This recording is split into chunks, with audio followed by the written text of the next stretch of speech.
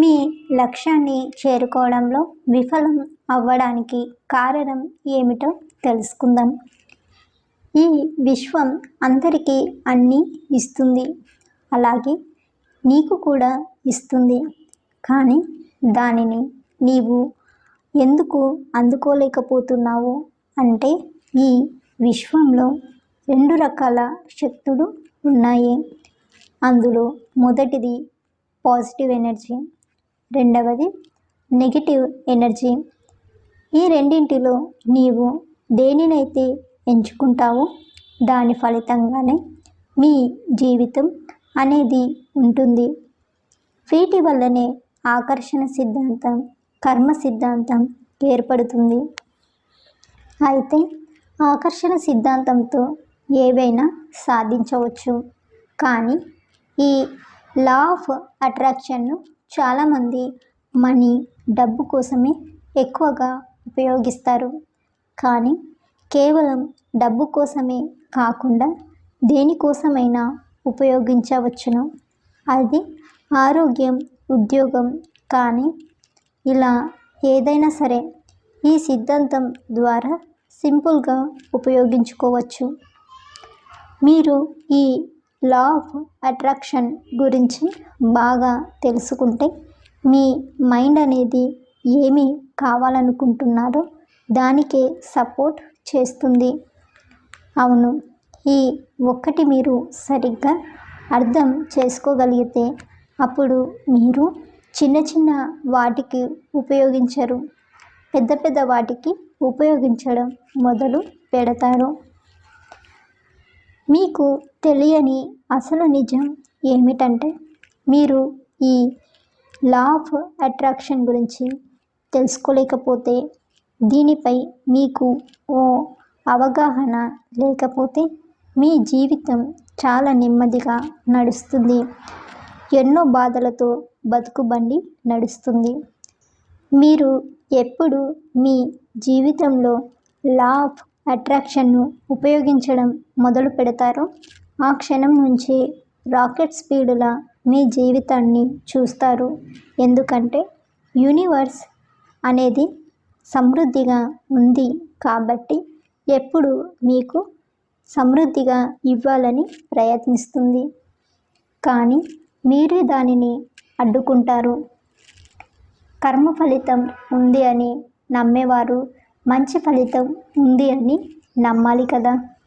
చెడు చేయకు, చెడు చేస్తే అది తిరిగి మీ పిల్లలకు తగులుతుంది అని నమ్మేవారు మంచి కూడా అదే విధంగా తిరిగి వస్తుంది అని నమ్మాలి కదండి. ఈ ఒక్క చిన్న లాజిక్ను మిస్ అవ్వకండి. నీవు ఈ విశ్వానికి ఏమి ఇస్తావో అదే తిరిగి నీ దరికి వస్తుంది అని మర్చిపోకండి. మీకు ఏమి కావాలి అన్నా ఈ విశ్వంలో అన్నీ సమృద్ధిగా ఉన్నాయి. ఈ అఖండ విశ్వంలో గాలి, నీరు సమృద్ధిగా ఉన్నప్పుడు సంపద అనేది ఎందుకు సమృద్ధిగా ఉండదు? అది కూడా సమృద్ధిగా ఉంది. దాన్ని మీరు నమ్మట్లేదు, దానిని మీరు అనుభూతి చెందట్లేదు. అలాగే మీరు ఎక్కువగా ఒక హద్దులేని నమ్మకాలు పెట్టుకుంటారు. ఇలా పెట్టుకోవడం వలన మీ దగ్గరకు సమృద్ధి అనేది రావడం లేదు. ఈ విశ్వం అనేది మీకు ఇవ్వడానికే ప్రయత్నిస్తూనే ఉంటుంది, కానీ మీరే దాన్ని పొందుకోలేని స్థితిలో ఉన్నారు. మీరు విశ్వాన్ని అడుగుతారు, కానీ దాన్ని పొందుకోవడానికి సిద్ధంగా ఉండరు. ఎలా అంటే పాజిటివ్గా ఆలోచించరు, కానీ అడుగుతారు. మరికొంతసేపటి తర్వాత దాని గురించి నెగిటివ్గా ఆలోచిస్తారు. అందుకే విఫలంను చూస్తూ ఉంటారు.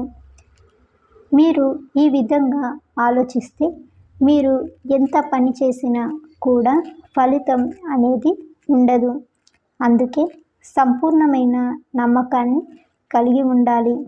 మీకు మంచి ఫలితాలు కావాలి అంటే ధ్యానం, మెడిటేషన్ చేయాలి. అలాగని ఎప్పుడు పడితే అప్పుడు చేయకూడదు. ఉదయం మాత్రమే ఈ విధంగా చేయాలి.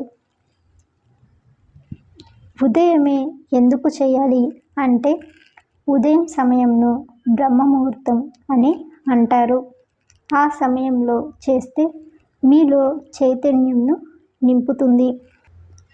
ఆ సమయంలో వచ్చే వాయువును వీరవాయువు అని అంటారు.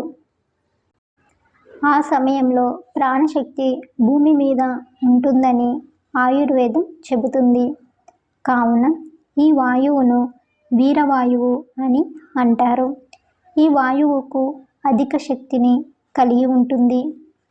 మనిషి యొక్క ఆయుష్ అనేది తాను తీసుకునే శ్వాస మీద ఆధారపడి ఉంటుంది. మనం మన కలలను గురించి ఇలా ఆలోచిస్తే అవి జరుగుతాయి. మనకు కావలసినవి ఎక్కువగా ఆలోచన శక్తి. మనలో చాలామంది తమ లక్ష్యాన్ని చేరుకోలేని స్థితిలో ఉన్నప్పుడు ఇలా అంటూ ఉంటారు, ఇక నా వల్ల కావట్లేదు, నేను చేయలేకపోతున్నాను అని అంటూ ఉంటారు. ఏం చేయాలి, ఎలా చేయాలి అని అడుగుతారు. మిమ్మల్ని మీరు ఒక్కసారి పరీక్షించుకోండి. మీ ఆలోచన శక్తి ఎలా ఉంది అని, ఎలాంటి ఆలోచనలను కలిగి ఉన్నాయని. డ్రీమ్స్, కలలు అనేవి పెద్దవి, కానీ ఆలోచన అనేది చాలా చిన్నదిగా ఉంటుంది.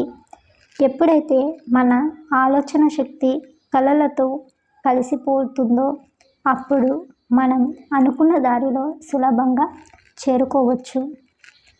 ఆలోచన శక్తి ఎక్కువగా ఉండాలి అంటే ఏమి చేయాలి అంటే మనం ఎక్కువ ఎనర్జీని కలిగి ఉండాలి.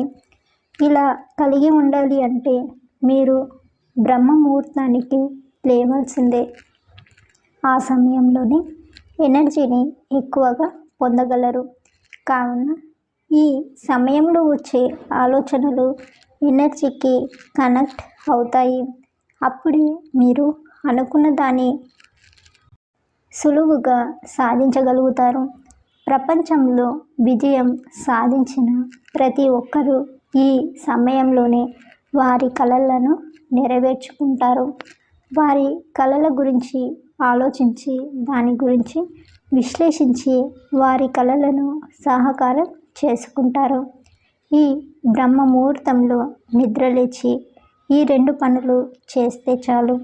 మొదటిది అఫర్మేషన్.